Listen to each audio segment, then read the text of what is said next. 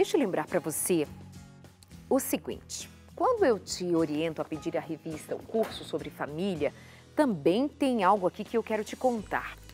Dá um take aqui para que eu mostre para quem está ali em casa um código que você vai baixar no seu celular, um aplicativo, para que você acesse este código que está aqui no que nós chamamos de QR Code. Quando você baixar o aplicativo no seu smartphone e então acessar por meio desse código, você vai colocar o seu smartphone assim, ó, para fazer a leitura, sabe? Quem conhece um pouco mais de tecnologia vai saber do que eu estou dizendo, se não, pede para os amigos, pede para os teus filhos, pede para quem tem mais facilidade com a tecnologia te orientar.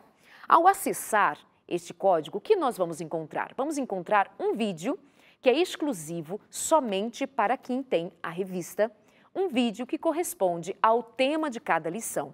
Eu gravei um vídeo que corresponde a cada um dos temas para facilitar o entendimento, como se fosse o resumo daquele capítulo para você, exclusivo, não está disponível no YouTube, nem no Face, nem em outro lugar. Só tem acesso a isto quem adquire a revista, baixa o aplicativo no seu smartphone e pode acessar.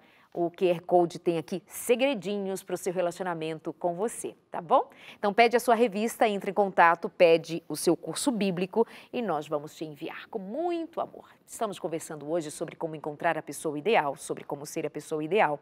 Antes de ir para o intervalo, e a conversa é com o pastor Charles Siqueira e com você, é claro, você faz parte aqui da nossa conversa sempre. Sem você nem tem graça, vamos ficar aqui conversando para quê, para quem, não é? Verdade. Pastor, num dado momento, falava sobre que hoje vivemos um tempo de mais sentimento, de mais emoção, mais valorização disso. Me lembro que tive acesso a uma tese de doutorado de um professor que se debruçou sobre o tema dos relacionamentos baseados nos filmes. E ele quis mostrar a implicação dos filmes sobre os sentimentos e a forma de as pessoas se relacionarem. E ele pegou, então, 10 anos, um período de 10 anos, alguns dos principais filmes, e ele estudou a mensagem amorosa daqueles filmes e como ela veio, cada uma daquelas mensagens ou daqueles sinais vieram impactar o modo como nós nos relacionamos hoje.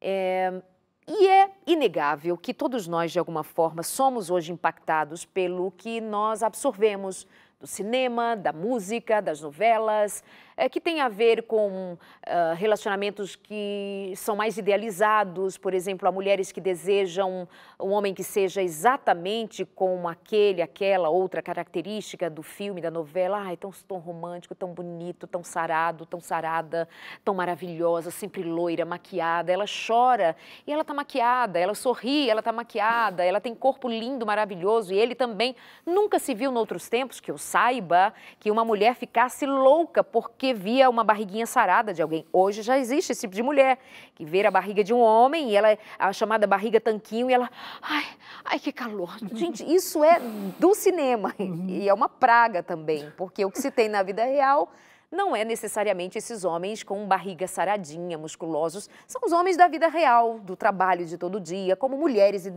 as mulheres da vida real, que são mulheres que podem se cuidar, mas não chegarão ao photoshopping ou à cena na sombra, ou aquelas mulheres que têm o seu corpo como ferramenta de trabalho e investem uma grana pesada, muito bisturi, muitas vezes, muito produto.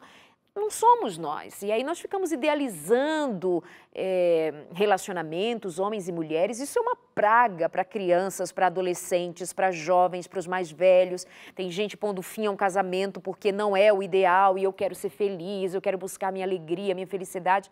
Calma. Para e pensa, está usando que filtro para você avaliar a sua relação? Está usando o filtro da maturidade, o filtro do bom senso, o filtro de uma espiritualidade saudável? O que você está considerando? E aí eu volto nessa conversa com o pastor Charles Siqueira e tem uma questão aqui em aberto para a gente, pastor. Uma moça diz, ou melhor, pessoas dizem, eu orei, fiz tudo certinho, casei virgem, mas depois deu tudo errado. Deve ser coisa de menina. Ele Ou é porque quando digo coisa de menina, as meninas muito cuidadosas, criteriosas, especialmente com a virgindade. Os meninos não relatam muito a preocupação com a virgindade, só os meninos realmente muito cristãos, muito comprometidos com a orientação da palavra de Deus.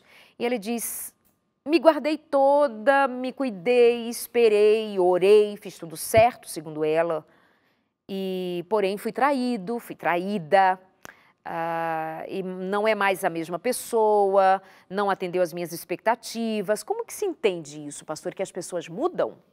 É um desafio, né? Eu imagino que ao você falar uma experiência dessa, né, muitas pessoas que estão nos assistindo talvez se identifiquem, né, com histórias assim.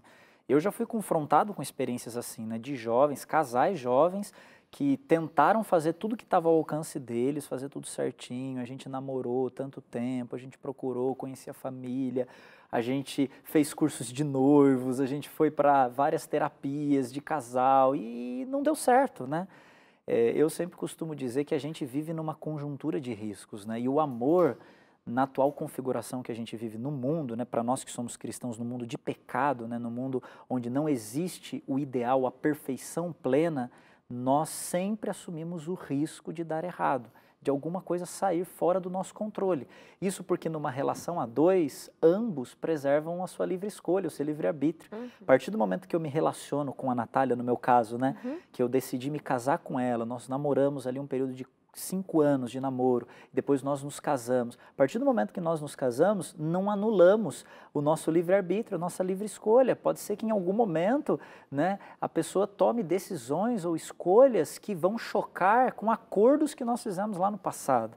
E eu costumo dizer, quando eu falo para jovens, né, que o amor, ele traz juntamente consigo o aspecto da vulnerabilidade. Eu me recordo, até você mencionou aí a tese de um doutor, eu me lembrei de um livro que eu li já faz algum tempo, quando eu era seminarista de teologia ainda. Eu li um livro de um autor chamado C.S. Lewis. Ele se tornou até mais conhecido pelas Crônicas de Nárnia, né, que virou filme e tudo mais, mas ele escreveu vários livros, e um dos clássicos dele é um livro chamado Os Quatro Amores. E tem um parágrafo lá que ele fala exatamente sobre esse aspecto do amor que nos torna vulneráveis. E eu poderia reproduzir aqui um pedacinho. Ele diz assim: amar é sempre ser vulnerável. Ame qualquer coisa e certamente seu coração vai doer. E talvez até mesmo se partir. Se quiser ter a certeza de manter o seu coração intacto, você não deve entregá-lo a ninguém, nem mesmo a um animal. Envolva-o cuidadosamente nos seus próprios hobbies, nos seus pequenos luxos. Evite qualquer outro envolvimento. Guarde-o na segurança do esquife do seu egoísmo. Ele é até pesado, né? Mas nesse esquife, seguro, sem movimento, sem ar, ele vai mudar. Ele não vai se partir, mas ele vai se tornar indestrutível, impenetrável e irredimível. A alternativa a uma tragédia, ou pelo menos ao risco de uma tragédia, é a condenação de si mesmo. O único lugar além do céu onde pode-se estar perfeitamente a salvo de todos os riscos e perturbações do amor é o próprio inferno. Então, assim, enquanto nós estamos no plano da terra, amar é assumir riscos. A gente, como a gente comentou nos blocos anteriores, né? Nós fazemos todo o circuito que a Bíblia nos propõe. Nós oramos, temos a comunhão com Deus, desenvolvemos o nosso próprio eu, assumimos uma identidade que nos torna pessoas que são interessantes, pessoas que vão para um relacionamento de maneira um pouco mais saudável. Nós procuramos na outra pessoa as características que Paulo menciona, as características que a gente entende que vão ser mais favoráveis para um relacionamento saudável, mas mesmo assim existe o risco da pessoa em algum momento fazer o uso do livre-arbítrio que Deus concedeu a ela para mudar de opinião. E nessa hora não adianta a gente culpar Deus, culpar uma instituição, culpar a família, culpar o pai, culpar a mãe, culpar a igreja, culpar o programa da Darleide, né? Não adianta a gente culpar. Nós temos que, nesse momento, sermos resilientes, né? Perseverantes, pacientes, para a gente entender que a pessoa tem a liberdade dela, né, Darleide? E a gente aprender com esse tipo de situação, a gente superar esse tipo de situação e sair mais forte do que ele. Eu lembro que uma vez eu estava conversando com um grupo de jovens e eles me perguntaram assim: pastor, mas vale a pena a gente namorar com uma pessoa, outra pessoa, outra pessoa? Eu falei: ó, se o namoro for cristão, for um namoro de respeito, for um namoro saudável, eu sempre acho que vale a pena você tentar um relacionamento, porque é no processo de você se relacionar com o outro que você conhece aspectos de si mesmo que talvez você não conheceria de outra forma. E às vezes termina um namoro, você sofre, você chora, você acha que nunca mais quer namorar, não quero mais namorar, não quero mais ninguém e tal. Só que é nesse processo, até mesmo da tragédia de uma decepção amorosa, que você aprende ou desenvolve virtudes e características que talvez de outra maneira você não desenvolveria. Então a dor nesse processo, não que ela seja o ideal, a gente não vai buscar a dor, mas você pode utilizar até mesmo uma decepção, uma frustração amorosa ou uma dor como um aspecto que vai constituir você e que vai amadurecer você no processo da vida, né? Mas que esse texto é muito revelador, né, da necessidade de reconhecer que nós não ficamos protegidos porque amamos, pelo contrário, ficamos vulneráveis justamente porque amamos.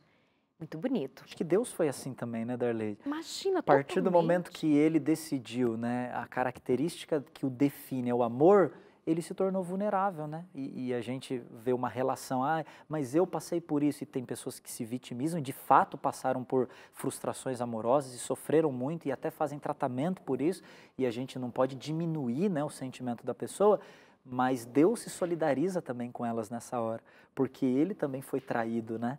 A partir do momento que a gente entende aquela analogia bíblica da relação de Deus com a noiva, né, que é o povo de Deus, né, o ser humano, a igreja, né, aqueles quem Deus escolheu e que escolheram servi-lo também, você vê que em vários momentos Deus ele também se frustra conosco.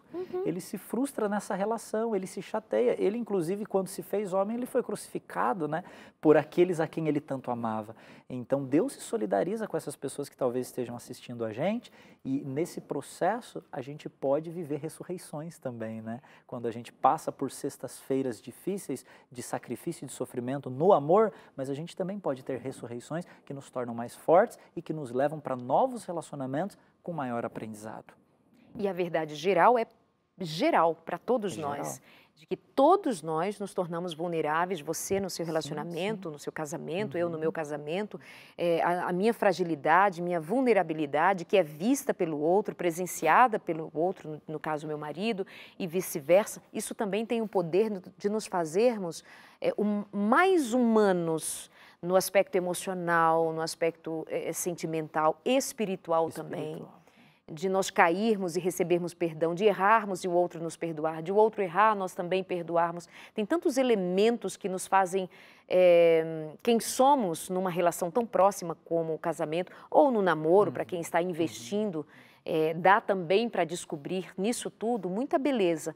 Mas tenha muito cuidado, não abra mão dos critérios, dos princípios que nós falamos anteriormente, mas também esteja aberto a considerar que, por mais que você faça tudo certo, por mais que você faça a melhor escolha, o outro ainda é livre para fazer as escolhas dele, a outra pessoa é livre para fazer as escolhas dela e talvez em algum momento, por outras questões que não a sua falta de cuidado, venha a trazer para você e para ambos algum tipo de sofrimento. Mas nunca abra mão de fazer as melhores escolhas, porque fazendo as melhores escolhas ainda podemos nos ver em situação de dor. Imagine se fizermos mal, imagine se escolhermos mal, imagine se abrirmos mãos dos princípios ou mão dos princípios.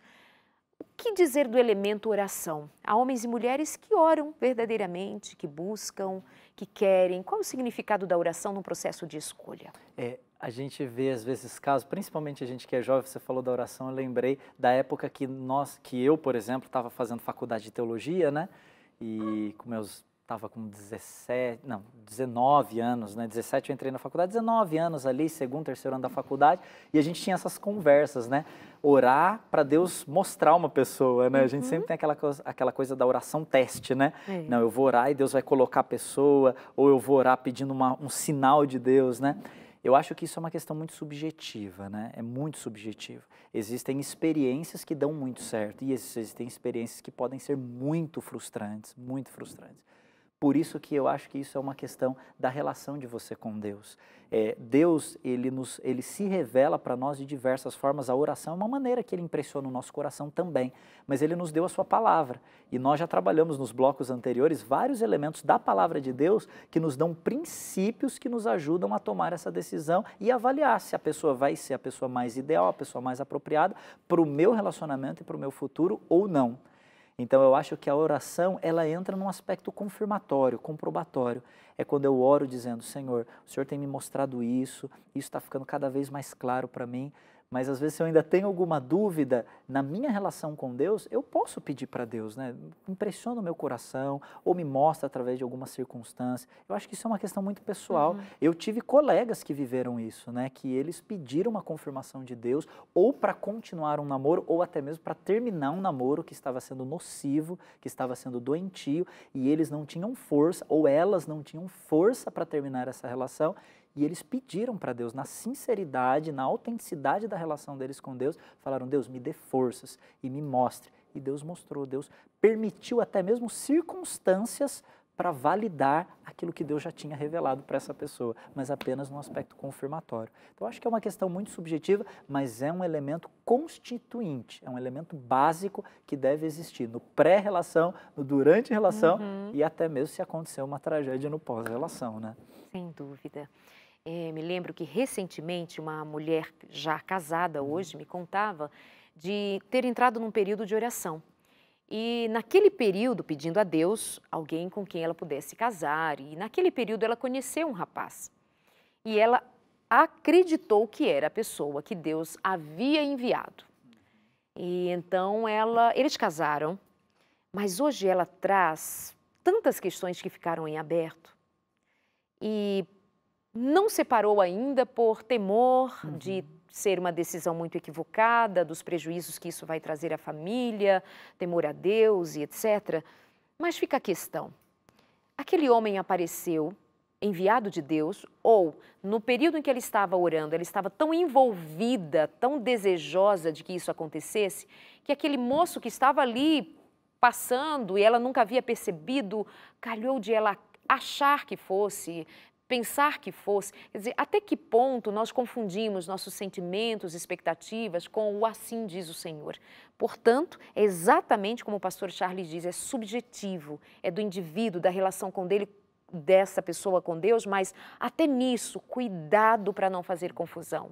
Ou em aceitando isso, também não vai lá à frente dizer Deus errou, tanto que eu orei, por que ele não me impediu? Cuidado com o livre-arbítrio, cuidado. Até mesmo, Darleide, adicionando um item aqui na sua fala que a gente acabou de comentar aqui, pode ser não que Deus tenha mudado, mas pode ser que a pessoa tenha mudado. Claro. Exatamente. Eu me lembrei da experiência de Saul, né? Aqueles, todos, imagino que tenham uma familiarização com a Bíblia, um rei de Israel que Deus havia escolhido, Deus havia apontado esse rei, o povo, né, pediu um rei e mostrou lá Saul e Deus abençoou que seria ele, mas em um determinado momento ele mudou a conduta dele.